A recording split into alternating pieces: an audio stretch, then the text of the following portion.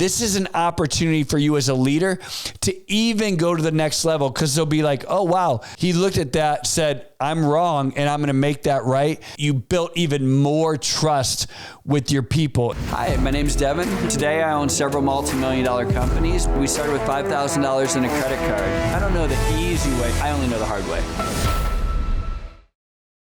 Hey everyone, welcome to the Whiteboard Entrepreneur Podcast, where I give straightforward advice to fuel the entrepreneur in all of us. Today I want to talk to each one of you about how important it is to have trust as the leader in whatever you're running, whether you're the CEO, whether you're the leader of a division at a company, whether you're the leader of your house, whatever it is that you're leading, how important it is that you have trust.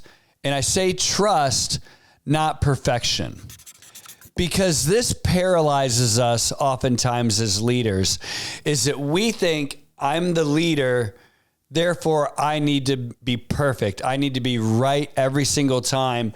Otherwise people won't trust me. And that's not true. And I'm going to tell you a story about something that happened this week with one of my CEOs. First off, let me tell you, this CEO is extremely trustworthy. The people love him.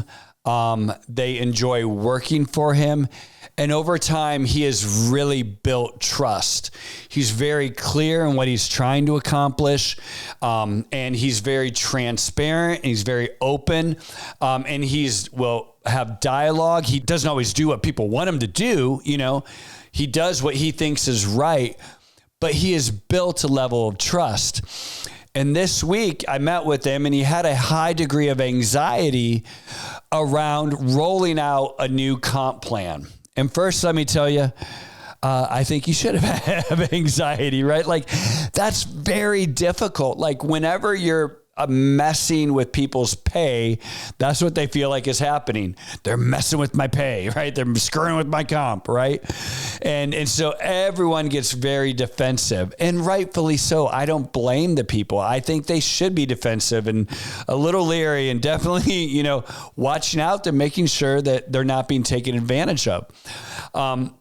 And so he was very conscious of this, right? And he was talking to me about this, and he's like, well, Devin, he goes, I've looked at these numbers and I've worked at it and we've worked at it and I've gone over it over and over again. And he goes, I think it's right, but who knows? I may have made a mistake on this. There's like 60 or 50. I don't even know how many people were affected by this, but he's like, there's a lot of people affected. And I tried to go through all the scenarios, but I might have made a mistake. And I said, oh, dude, listen, don't worry. You definitely made a mistake. And he's like, what? I'm like, yeah, there's no way. Like, there's no way you can redo an entire comp plan for that many people and be exactly right on every time, on everything. And he's like, well, why is that going to make me feel better? I said, dude, it's going to make you feel better because you have trust with the people. And I say, do they understand what you're doing? He's like, well, I think so. He goes, I feel like I've been very transparent in telling everyone, listen, we're trying to make this comp plan right for everybody, because there are people that it's just not right. It's just not even the work, what people are paid for their work. And so we're trying to make it right. And I said, and within that, I think the way it's worked out is actually the company is probably going to actually be paying out overall more. Is that correct? And he's like, yeah. And I said, have you communicated that? And he's like, yeah, I've really communicated that. And I said, and you have trust? And he said, yeah. And I said, roll it out. Roll it out. If you're 80% accurate and you get 80% of it right, you're lucky. He's again like, that gives me anxiety. I said, I know, because you're pursuing perfection, right? And as a leader, you should pursue perfection. So I was happy that he cared that much, but that pursuit of perfection can't paralyze you from something that needs to be done. And I'm like, does this need to get done? He goes, oh yeah, it needs to get done now. He's like, it's the start of the month. We've been telling people, now's the time. I said, great, roll it out. And at the same time, I want you to be totally transparent with everybody. They trust you. Let them know, hey, I have worked long and hard on this. I believe it treats you fairly. If you see it and it doesn't treat you fairly, let's talk about it. because you know what my intention is. My intention is just to make this fair and right size. And if it's not fair and it's not right size, come to me and we'll talk. And he's like, okay. And I said, but here, I'm going to throw a wrench in it. I go, I said you'd be 80% right. So 10% of the time you're going to maybe have shorted people, but 10% of the time you might have actually blown it up and given way too much. And it's kind of unfair the other way.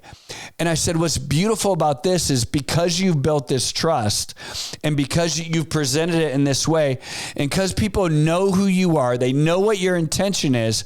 If you've accidentally given too much, you even have the right to go to them and say, ooh, whoops, sorry. We actually overgave. I need to peel this back a little bit. And I said, that's what a great leader is, because we think a great leader is right and perfect every time. And that's not true. A great leader will strive for perfection. They desire perfection, but they won't be paralyzed by that perfection. They will do what needs to be done. They will take the steps that need to happen.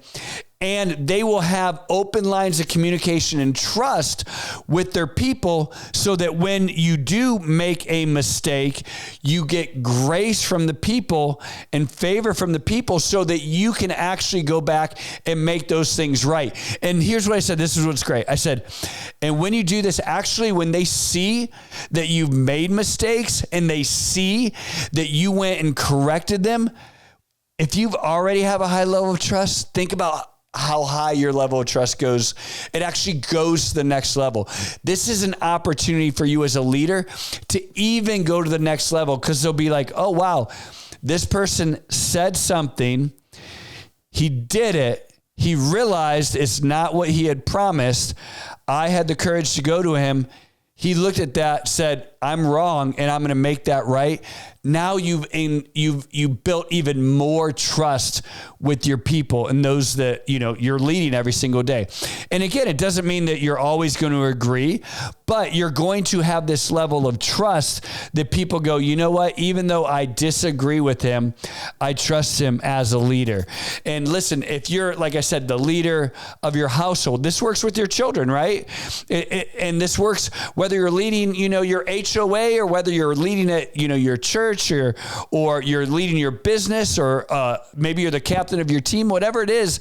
Like this type of leadership style, this transparency where you're pursuing perfection, but you're transparent, humble enough to allow people to say, hey, this isn't working, let's change, is the type of leader that people want to follow, the type of leader that's effective, and a type of leader that doesn't become paralyzed because you're not sitting around not making decisions because you're so worried about being perfect.